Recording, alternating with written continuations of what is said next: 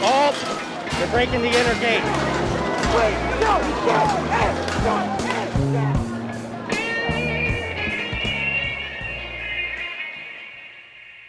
I'm Andy Mills, and you're listening to Reflector.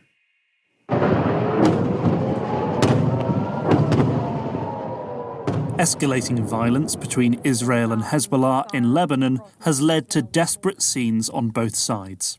Right now, the war that began last year when Hamas attacked Israel on October 7th, which was quickly followed the next day by more attacks on Israel from Hezbollah in Lebanon, has entered a new stage of escalation. Israel's airstrikes killed a top Hezbollah commander on Tuesday. Prime Minister Benjamin Netanyahu telling civilians to flee. The IDF has warned you to get out of harm's way.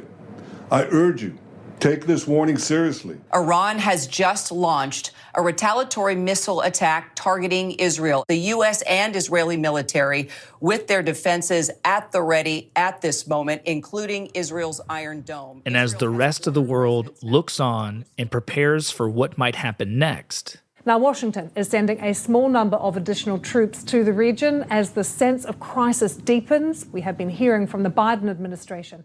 Here in the United States, every day brings us closer to what appears to be a neck-and-neck presidential election. 43 days until Election Day, and new CBS polling data shows that this contest is still virtually tied. The country appears to be as politically divided as ever. A new CNN poll of polls finds the race is still essentially locked in a tie with no clear leader. And when it comes to Kamala Harris, many Democrats worry that Israel presents a catch-22, where on the one hand, continuing to support Israel, a country that many Americans have a deep affinity for, will continue to align Harris with the views of a majority of Americans and may help her to build the coalition she needs to win. But on the other hand, her decision to keep the status quo, while some very vocal members of her base are threatening to stay home in November, in an election this close, that may end up being enough to cause her defeat. I think people are vastly underestimating the rage that people feel at the Democrats.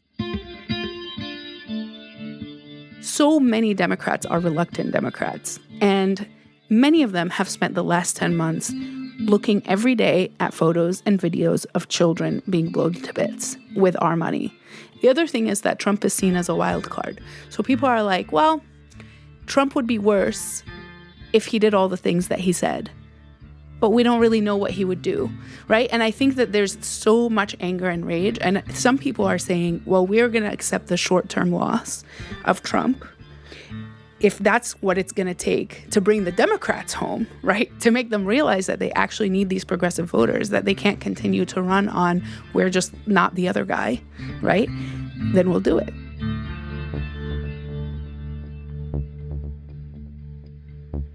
Test 1, test 2. Checking 1, 2. Hello.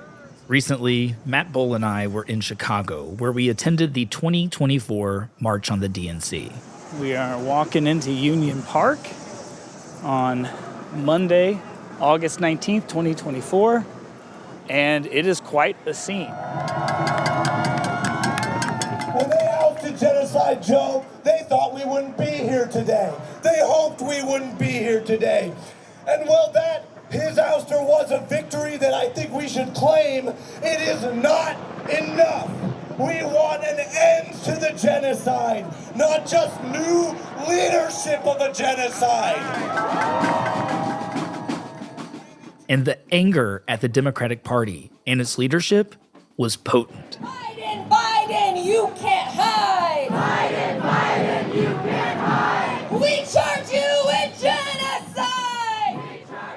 Many protesters were walking around with signs that called President Biden the Butcher of Gaza. There were these 8-foot-tall papier-mâché likenesses of both Biden and Harris with bloody fangs. A picture of Joe Biden and Kamala Harris. They have sharp, kind of monstrous teeth and blood on them. Killer Kamala sending bombs! Killer Kamala sending bombs! Killing children, dads and moms! Killing children, dads and moms! And while some view these demonstrators as a fringe and say that their outsized presence in our society is an example of how social media promotes extreme views over moderate ones, they clearly saw themselves and this protest outside the DNC today as a part of a long and storied legacy of protests in American history. We all stand here today to march on the DNC in Chicago, remembering the DNC back in 1968, also in Chicago. Back then, people were protesting the same thing we're protesting today, which is U.S. imperialism. There's something happening here. With American sons in the field far away, with America's future under challenge right here at home, with our hopes and the world's hopes for peace and the balance every day. In 1968, just like in 2024, the Democrats were heading into what appeared to be a very close presidential election. And then, just like now, the sitting, unpopular Democratic president had made a late-stage decision to drop out of the race.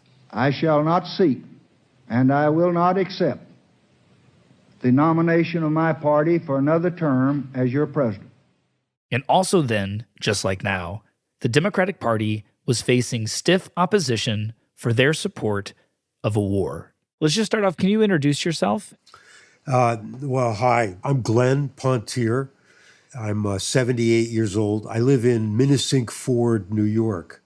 This is Glenn Pontier, a retired journalist and former activist. We live about 20 miles from the Woodstock site, where the original concert was in 1969. Wow, so the 1960s still lives very present in your life today. Well, I guess. And in 1968, Glenn, along with thousands of others, went to Chicago to march on the DNC in protest of the Vietnam War. And we wanted to see that moment from his view to better understand what echoes from history are alive and well today, where things are vastly different, and to see if the impacts of those protests on that election have anything to reveal about what might happen in November. Let's go back to the 1960s. How is it you came to be involved in the anti-war protest? Well, in 1968, I was 22. So I had just graduated from college. So I had spent several years going to protests, going to Washington, protesting locally against the war. And, you know, we weren't making a lot of headway. Despite week-long airstrikes by U.S. Air Force jets, the Viet Cong have shown no signs of withdrawing. By the summer of 1968, it was clear that the war in Vietnam was not going well. The military can no longer justify this war with a casualty count. It may be that more Marines are dying along the DMZ than enemy. The United States had already sent 500,000 active-duty soldiers into the battlefields, and over 20,000 of them had already been killed. But what got me to be anti-war, part of it was my upbringing. We were Huguenot, and Huguenots are a branch of Protestants living in France. Many Huguenots were pacifists, and we were pacifists. And my great-grandfather was going to be drafted into the Dutch Navy. And so the grandfather, sent the family to America where there was no draft. So they came here to practice their religion and to be free. And my father was a pacifist during World War II. Wow. And part of it was the times that I lived in. The 60s was a time of turmoil. I mean, the music, the Beatles were just coming on the scene and things were loosening up just societally. And, we were coming out of the 50s. Felt like a totally different era was emerging right in front of you. Right. People stopped being compliant and they started questioning and saying, well, why are we going to a country 6,000 miles away? And what does that have to do with us? And, aren't they a French colony? And what's that all about? And so it didn't make any sense. Yeah, and Glenn, if you were to try and go back and steel man the other position, sure. What was it at the time that you were hearing that they were saying was worth all the fight, worth all the trouble in Vietnam? The communists are going to get you. And if Vietnam falls, Australia will fall.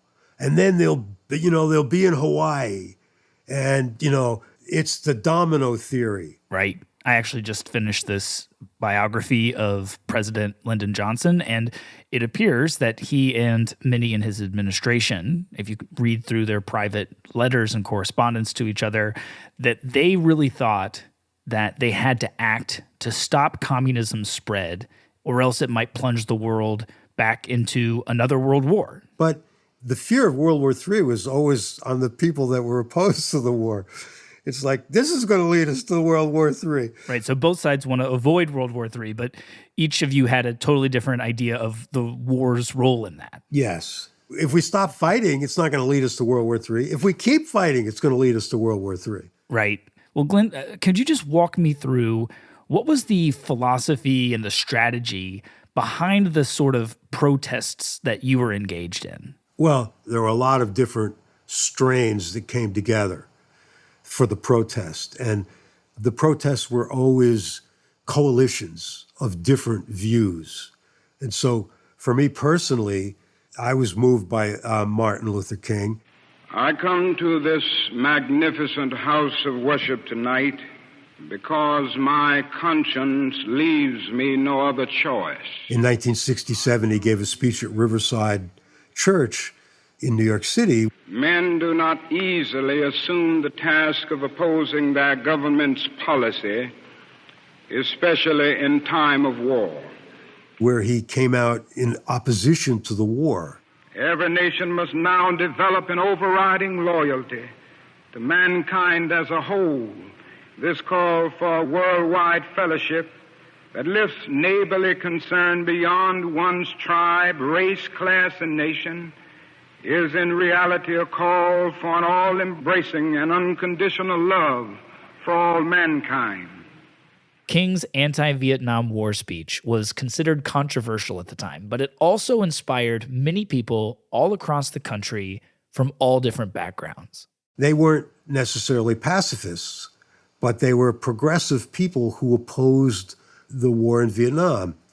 You had the traditional peace churches, the Quakers, an organization called Fellowship for Reconciliation. Glenn says that this coalition included civil rights groups, labor groups, communists, socialists, hippies. So you have a bunch of people all kind of coming together. And by the summer of 1968, these different groups had focused their attention on Chicago and the Democrats. And what was your relationship like to the Democratic Party at that time? And what were your goals in protesting the DNC? Yeah, the Republicans were lost to me. So they weren't really at play. But the Democrats were the war party. And so, the Republicans weren't, they would be worse. But the Democrats, it was their war, right? They were the ones. They were the guys in charge. And so I went to the convention not out of a love of the Democrats or as a loyal party member. I went to the convention because they were waging a war. And I wanted to stop it. And they were the best avenue to stop it. Nixon wasn't going to stop it. Did you guys have specific demands? I was there to protest the war to the people that were carrying on the war, who were about to change leaders. All right? So now they're vulnerable in some way. And so I went to show which side I was on. I don't want this war. I don't believe in it. I'm going to do everything I can to stop it. Not everything, because I'm not going to be violent, but I'm going to do every nonviolent thing I can think of to end this war. Was there a sense in which you were saying, if you want my vote, if you want my support, end this damn war? Yes. If you can get across, make your voice heard, might possibly have some effect. All right, so let's go back to the Chicago DNC protest itself in 1968. Can you just walk me through, what did you see, what did you witness, what did you experience as a protester? So the first thing we did after we stored our stuff in this church, and I don't even remember the name of the church, was we went looking for the protest, which was in Lincoln Park. There's a great big wall going down the center of this country. Great big wall. You got the power structure on one side, that's a few people, and you got us on the other side. See? Now what we're saying is get off the wall. On August 25th, 1968, first hundreds, and then thousands of people started to arrive in Chicago to march on the DNC. And it was like the night before the convention, and I don't think they had a permit. 25,000 American guys have been killed. These people should be inconvenienced because they have permitted it. They have allowed it.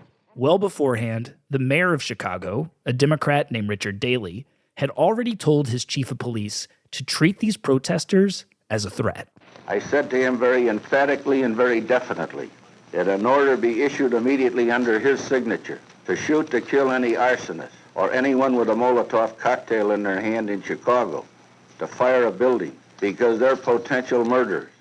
And he warned the demonstrators that if they behaved unlawfully, they would face swift justice. And to issue a police order to shoot, to maim, or cripple anyone looting any stores in our city.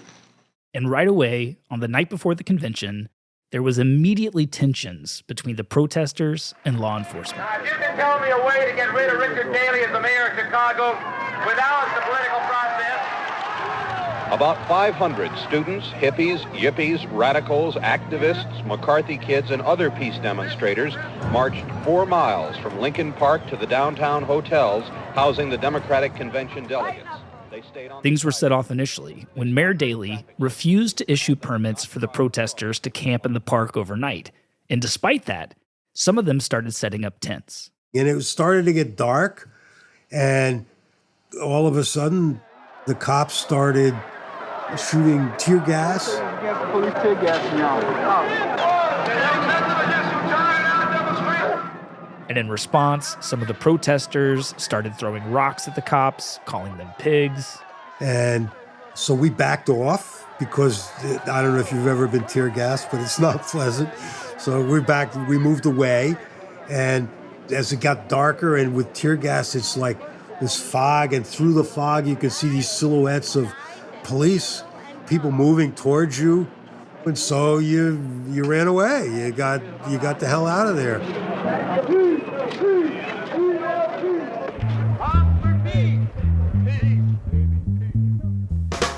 The next day, the 1968 Democratic Convention officially started. It is a great honor to nominate for the presidency of the United States, George McGovern.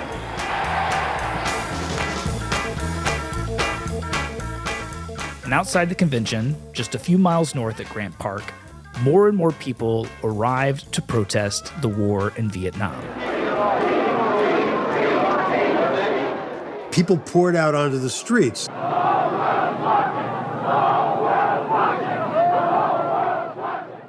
As night approached, Mayor Daley announced a strict curfew, but some of the protesters wanted to take a stand against the police, and so they announced their plans to defy the curfew and even encouraged some of the other protesters to try and overwhelm the cops with their sheer numbers if they tried to intervene. If we're going to go to jail, let's go to jail.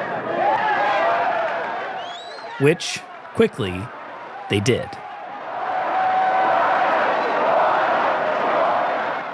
And law enforcement acted severely. Come on, shoot to kill. Shoot to kill. Come on, shoot, kill. That's it. Spray him. Get him. It was kind of wild.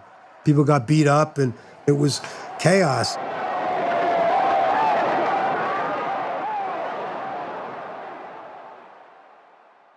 Eventually, dozens of demonstrators had to be hospitalized, and nearly 100 protesters were arrested.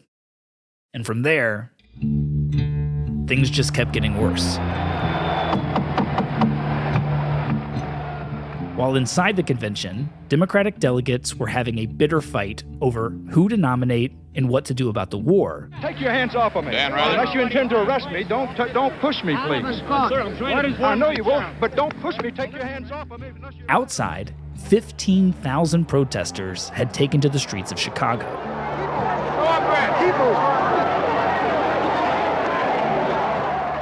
And in response, Mayor Daley had called in the National Guard. Riding through the streets are these jeeps, these military jeeps. The front of the jeeps are these fences, like tilted forward, like crowd control, so the jeeps could come up and push a crowd back. And on the back of the Jeeps are mounted machine guns. Wow. And they travel in a convoy.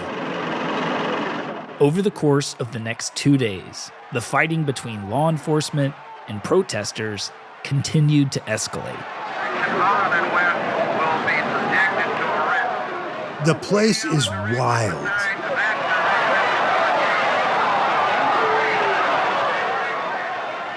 And there's people everywhere.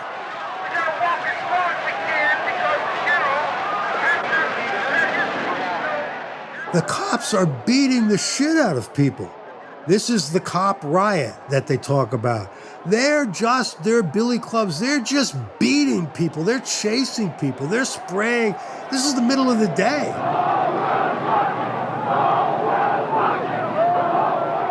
Hundreds of marchers and dozens of policemen were injured. Restraint was absent on both sides. This was later called a police riot.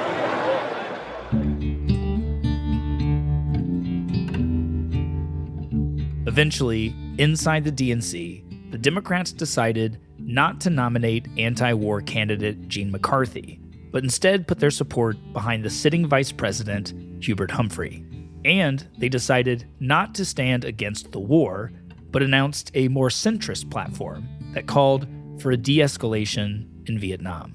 So, Glenn, in the end, did you vote Democrat on Election Day? Well, if Gene McCarthy had been the nominee, I would have voted for him. The fact that it was Hubert Humphrey and no peace blank, there was no way in hell I was going to vote for him. So I voted for Dick Gregory. Glenn says that ultimately he decided to vote third party, while many who opposed the war decided to just not vote at all. And in the end, the election was so close that it came down to a margin of less than 1%, and the Republican, Richard Nixon, won. Ladies and gentlemen, I didn't realize so many of you would stay up so late. I want to express first my grateful appreciation to all of those in this room, but more than that. After the break, the March on the DNC in 2024, and the question of whether history is repeating itself or not. We'll be right back.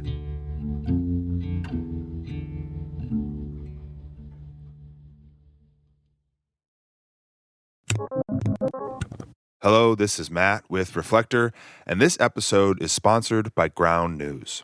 Ground News is one of the most helpful tools that I use every day to avoid the echo chambers and media bias online. One of my favorite ways they do this is by providing a service they call blind spots, where they show you a story that's disproportionately covered in the media by only one side of the political spectrum. For example, a recent story that was a blind spot on the left was about an Economist YouGov poll that revealed that most Americans think that Kamala Harris is insincere. Vice President Harris, when it comes to the economy, do you believe Americans are better off than they were 4 years ago? So I was raised as a middle-class kid, and I am actually the only person on this stage who has a plan that is about lifting up the middle class and working people of America. And that she tells the public what they want to hear instead of what she really believes, while her opponent, Donald Trump, is viewed as more genuine. A recent blind spot on the right was another poll that showed that a majority of Republicans surveyed said that they were more likely to trust Donald Trump's claims about the outcome of the 2024 election than they would the government's certification process. Will you accept the results of the election, regardless of who wins? Yes or no, please. If it's a fair and legal and good election, absolutely. The radical left Democrats rigged the presidential election in 2020, and we're not going to allow them to rig the presidential election in 2024. On top of showing blind spots, they also showcase competing headlines on the same news item. They collect local reporting on the city or town that you live in, and they rate news stories and outlets on their level of bias. To go check them out, use the link ground.news/reflector, and you'll get 40% off their unlimited Vantage subscription. This is a great way to support them and the work that they do because Ground News is a subscriber-supported platform. We appreciate what they're up to. We appreciate their support of this podcast, so go check them out. And make sure you use our link, ground.news/reflector, so they know we sent you. Hi, this is Megan McArdle, a Washington Post columnist. Reflector's team and I recently did 3 episodes about stolen elections in American history. I wanted to tell you about another podcast where you can hear from me and my colleagues at the Washington Post Opinions. The show is called Impromptu, and each week a group of columnists get together to process the news we can't stop thinking about. Some weeks we talk about the big hits, presidential campaigns and Supreme Court rulings. But other weeks we dig into the questions that come up in our everyday life. Whether to buy an electric vehicle, why home buying feels impossible, or why airline travel sucks right now. Search for Impromptu wherever you listen.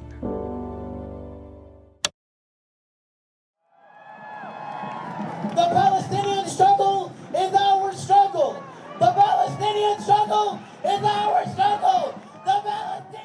The 2024 March on the DNC, just like in 1968, was made up of a coalition of different groups with different ideologies.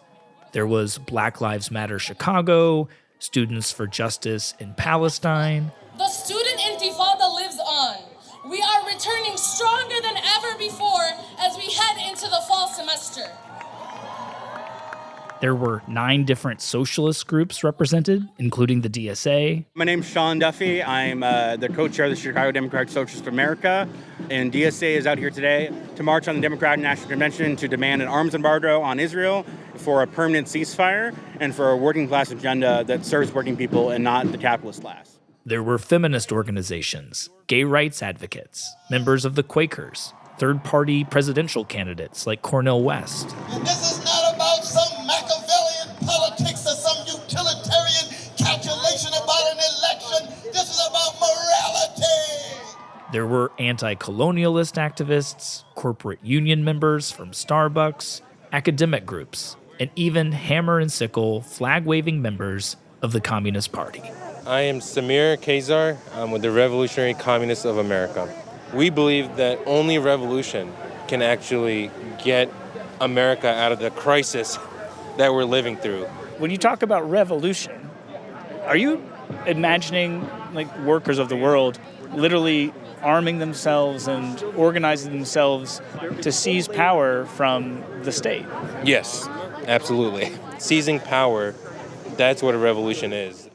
And like in 1968, these demonstrators see the Democrats as the force behind a war that they strongly oppose. If you're tired of the Democratic Party's continuous enabling and supporting genocide against our people in Gaza for the last 11 months, let the DNC hear your rage.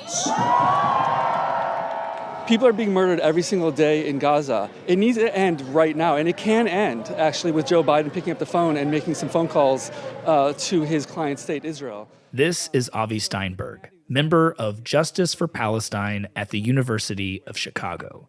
And just like Glenn in 1968, he says that he has no faith in the Republican Party right now, but he isn't willing to just vote against them. But certainly most people in our group, I think, would probably want to vote for Democrats if they moved in a certain direction. And so we want them to understand that our voices are powerful and they're united and they need to listen to us, or they're going to have trouble creating a governing coalition that's going to work. The money we're spending right now to drop bombs, commit war crimes, should easily be spent to make sure that people have good, affordable housing, that they can go to college tuition free, they can get out of debt. Those are all economic issues the Democrats could lead on if they led with a working class agenda instead of an agenda that funds genocide in Palestine. This is Sean Duffy, the head of Chicago's chapter of the Democratic Socialists of America. Your position is that while Kamala Harris and maybe some of her political consultants think that you guys are more of a fringe and that to go in your direction might be a political risk for her, is one of the goals of this movement to say, no, we're not. Right. We are a substantial part of the coalition that you're going to need to win. And to earn our vote, you need to listen to us. 100%. I mean, it's also just the humane option. Most Democrat voters do not want to see giveaways to the capitalist class, and they don't want more Pentagon funding. We want money to fund people, not wars. And if they want not only voters to show up in November, but to mobilize like they've never seen before, if Kamala Harris came out for an arms embargo, you would see an upswell of activity from the activist core of the Democratic Party like you've not seen in years. So what do you say to those political consultants who say, no, you need the swing voters. The base is going to show up because they hate Trump. And those swing voters, this is not a big issue to them. They don't want to hear anything about ending support and aid to Israel. They want to hear you focused on the economy. They want to hear that you have a border plan on immigration. I would say, where were the voters in 2016? Where was the Democrat base in 2016? They didn't fucking show up. You can't just count on those voters to show up, and if your whole strategy is to shame people to show up, good luck, because shame is not an effective get-out-the-vote tactic. Some people are saying if they don't see significant change from Harris on these positions like Israel, that it might be worth it to send a message to the Democratic Party that the status quo just cannot continue, to stay home and roll the dice on Donald Trump. Are you also hearing that? Do you think that if they really just shrug you off, that at the end of the day, it would be wrong to reward them with your support, with your vote? My hope is, again, I would love an arms embargo. If Kamala Harris commits to an arms embargo, I will go knock doors in Michigan and Wisconsin. And if they don't do that, we're going to wreck their fucking convention, because they don't deserve to come to this beautiful city and take up all our space and not have it ruined by a mass movement of people who are demanding more. If nothing else, we can make it a disaster for them. They will smile at us, and they will stab us while they smile. So we're not talking about the lesser of two evils. We're talking about poison. That is the Democratic Party.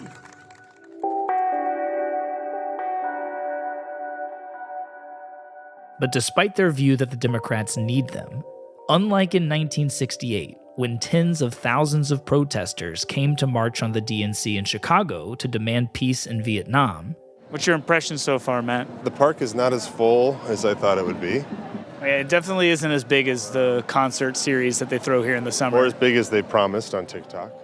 Even though the organizers had been predicting that 30 or 60 or maybe even 80,000 participants in this year's March on the DNC, when the day finally came, only between 2,000 and 3,000 demonstrators actually showed up. And there's a lot of speculation, even among the protesters themselves, as to why this movement hasn't struck the nerve that the anti-Vietnam movement did in 1968. Some point to the fact that while it's true, a growing number of Americans are appalled at the civilian casualties they see coming out of Gaza and are worried about a broader regional war breaking out, the antagonistic rhetoric from some of these protesters is broadly seen as excessive and to some, even anti-Semitic.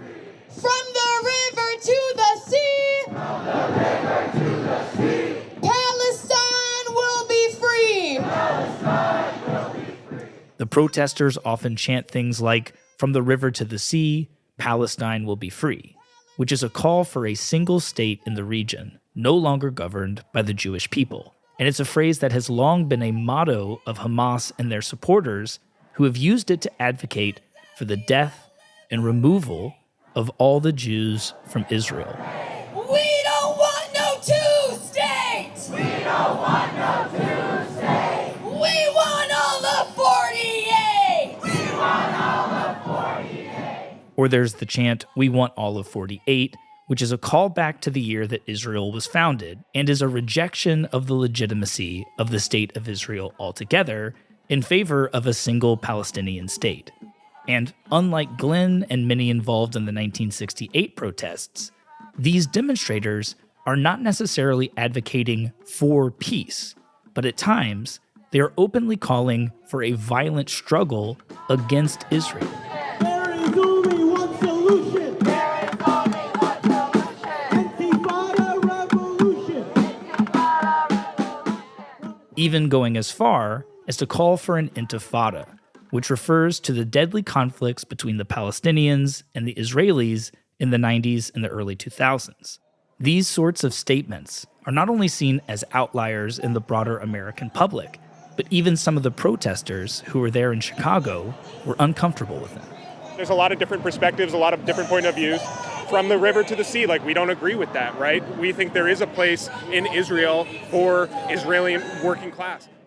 One socialist who I spoke to, who didn't want to share his name, explained that he and his group don't chant things like "from the river to the sea," and they make a distinction between opposition to Israel in opposition to the current leadership in Israel. With what's going on, it's a hardcore right-wing Zionist. You know what I mean?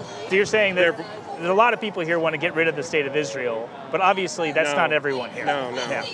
There's plenty of people who just don't want to see the status quo continue. Yeah.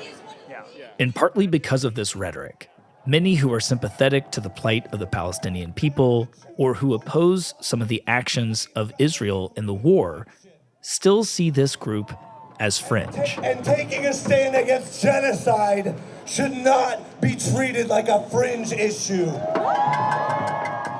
However, when it comes to this sort of rhetoric, it's important to understand that many of these protesters sincerely believe that the war in Gaza is not just Israel defending itself after being attacked by Hamas and Hezbollah, but they see it as an intentional, systematic genocide of the Palestinian people. We're out here today as we witness the criminal genocide in Gaza, a genocide executed by the criminal Zionist government with the full diplomatic cover and financial support from the U.S. imperialist government. Say shame. Which, in part because the very word genocide came out of the Holocaust, which was one of the main reasons that Israel came to be founded in the first place, is again another example of language that is loaded.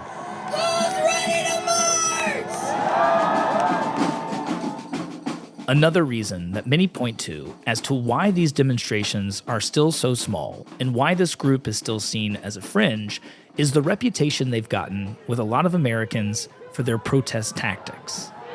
There's a large line of cops using their bikes and their bodies to block where the protesters are supposed to go. So another big difference between 68 and 2024 is that back then, Mayor Daley had issued severe threats and encouraged the police to act aggressively. And the current Democratic mayor, Brandon Johnson, took a totally different approach. We're ready for this convention. Look, our local police department has worked with the Secret Service as well as other local agencies to ensure a safe, peaceful, yet vibrant, exciting convention. Before the march began, the mayor made it clear that the police were there just as much to protect the rights of the protesters as they were to protect the rights of those inside the convention. This is a party that can handle protest and protecting the First Amendment right, which is fundamental to our democracy, while also speaking to the future of our country. So at this year's march, instead of jeeps with machine guns or cops looking for a fight, there was instead a long, orderly line of bicycle cops. Besides there being just a lot of police officers out here, it's interesting that almost all of the ones that are directly interacting with the protesters are all on bikes, and they're wearing bicycle helmets.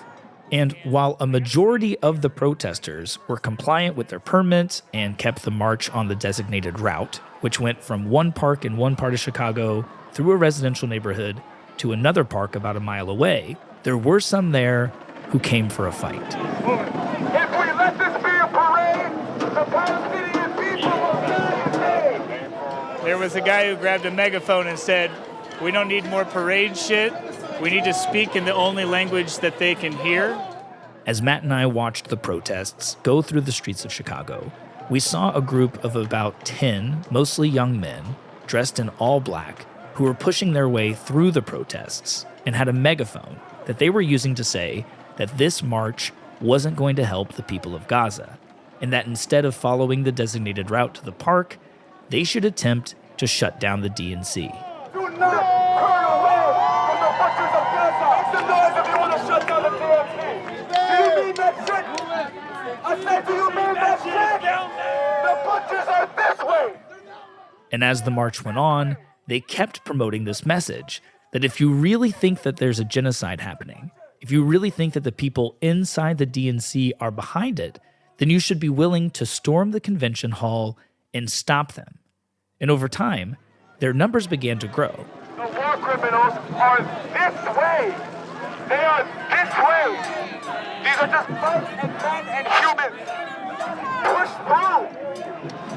Trying to convince the rest of the protesters to push through the police line to go down this street that heads towards the United Center. They're just men, is what he said. They're just men. And as they did, they began to antagonize the police. The butchers are that way. The butchers are that way. They think they've found what is perhaps a weak spot in the police line, and they're going to try and ram it. The fucking butchers of Gaza are that way. And you're protecting them, you fucking disgusting pig. And while some of the protest's organizers showed up and surrounded this group and attempted to keep everyone in the designated route, the protesters are going out of their way to stop the instigators from leading to trouble. But the instigators are still trying. This back and forth between the antagonists and the volunteers continued block after block and eventually led to a street brawl.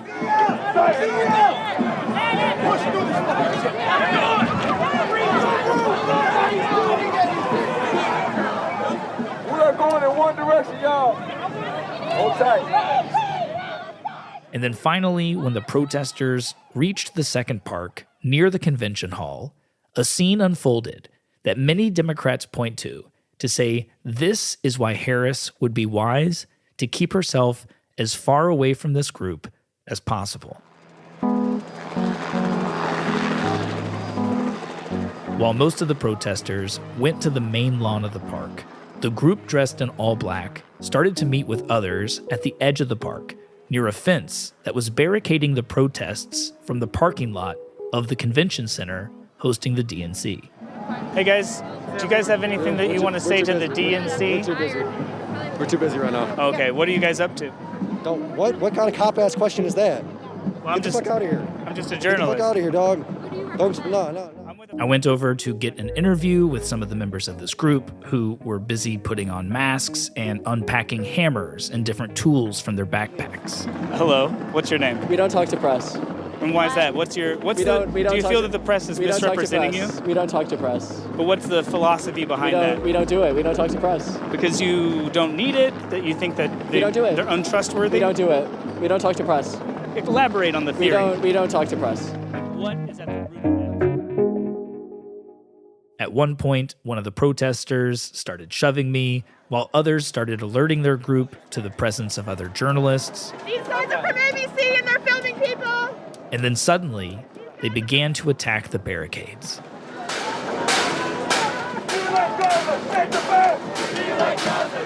Well, they're going to give it a go. Oh, they're breaking the inner gate. After about 10 minutes or so, this smaller group managed to get through the first gate, and about 70 to 80 of them poured through and started hammering and attacking the second barricade.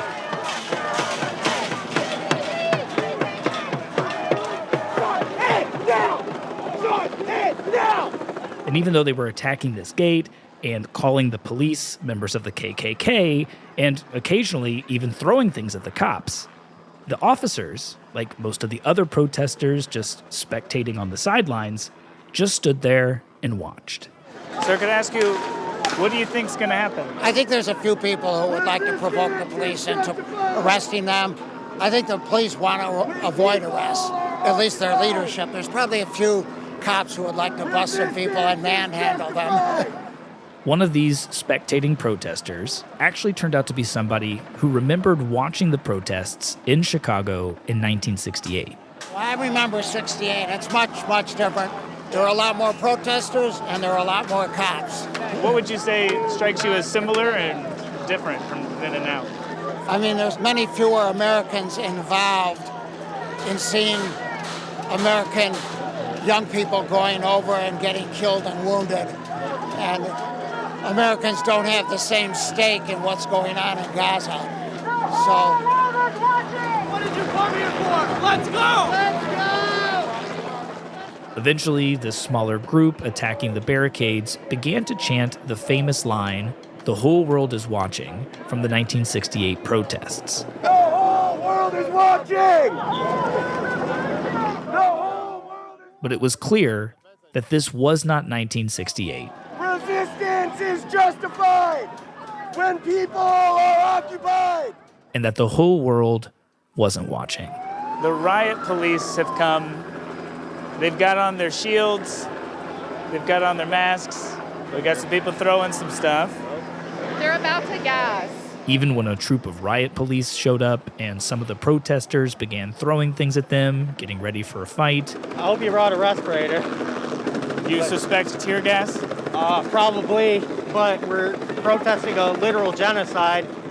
So, I mean, tear gas isn't that much in comparison, you know. In the end, there was no fight. There was no tear gas.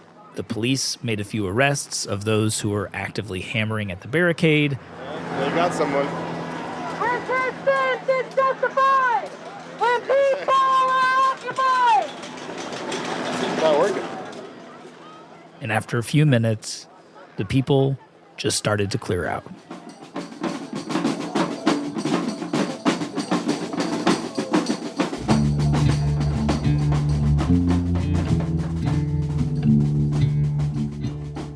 Even though it was just a small portion of the protesters who made this failed attempt to storm the DNC, it produced several viral videos online, one of which I posted myself on Instagram that garnered more than 2 million views and thousands of comments, many of them making links between these unlawful acts and the Democratic Party, adding to the impression, rightly or wrongly, that these protesters are not a powerful political force, but an outlier faction.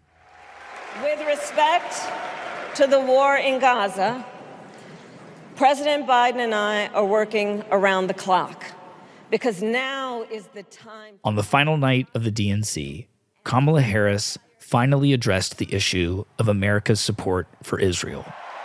And let me be clear, I will always stand up for Israel's right to defend itself, and I will always ensure Israel has the ability to defend itself because the people of... She notably did not announce a weapons embargo and pledged that she would continue the Biden campaign's support for Israel.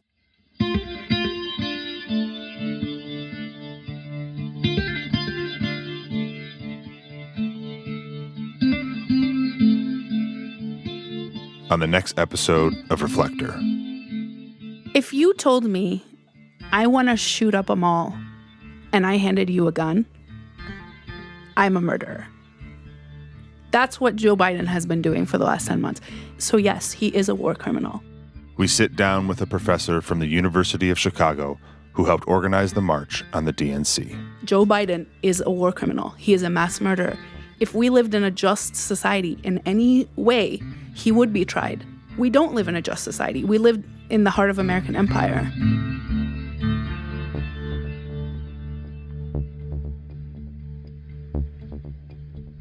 This episode was produced by Andy Mills and me, Matt Bull, with special help from Megan Phelps-Roper. We'll see you soon.